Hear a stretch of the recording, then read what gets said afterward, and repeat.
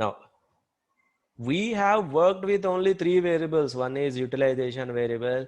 The other one that we worked is 30 DPD variable. The other variable is income variable. Are we done? No, we are not done. What about the other variables? Debt ratio has some issues. You have to clean that. This one has issues. What is it? Number of loans has issues. 90 DPD has also issues similar to 30 DPD. It has 96, 98. Real estate loans has issues. 60 DPD has issues. Number of dependents has missing values. All of them having issues. You need to clean all of them one by one. You need to find out whether does it fall, whether it is a continuous variable or whether it is a discrete variable. First you need to check that. Within continuous variable, whether it is 10% issue or 10 to 50% or more than 50%. Within discrete, whether it is 10%, 10 to 50, more than 50. Then how do I clean it? All of that you have to do one by one. Here I have given you only cleaning for three variables, isn't it? What about the rest of the variables? Who will clean all these variables? Tell me. Who will clean? We only have to clean.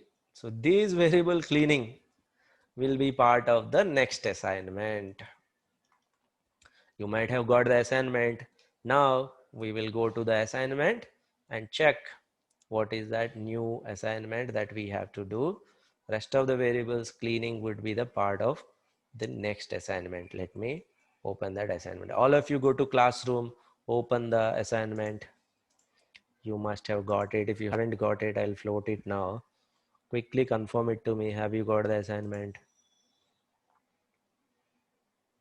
This is assignment number 3. It will be. Yes, you got the assignment. Let me go there. So in this classwork, the assignment would be assignment number 3, data visualization, data cleaning. So each variable visualization I haven't covered in this session because we already covered it twice in previous sections. So we will open the assignment now. And then I'll go through it and I'll explain you what is the expectation.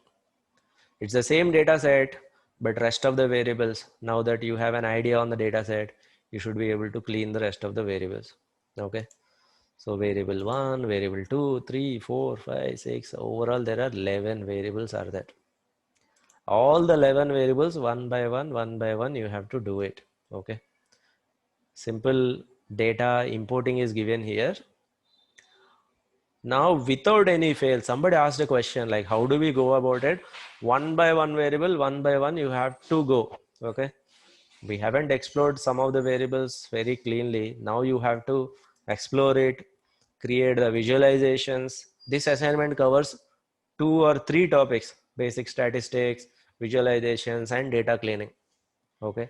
So perform univariate analysis, one variable at a time, create visualizations depending on the type of the variable, find out the issues, clean the variable. If you have any additional findings, write them.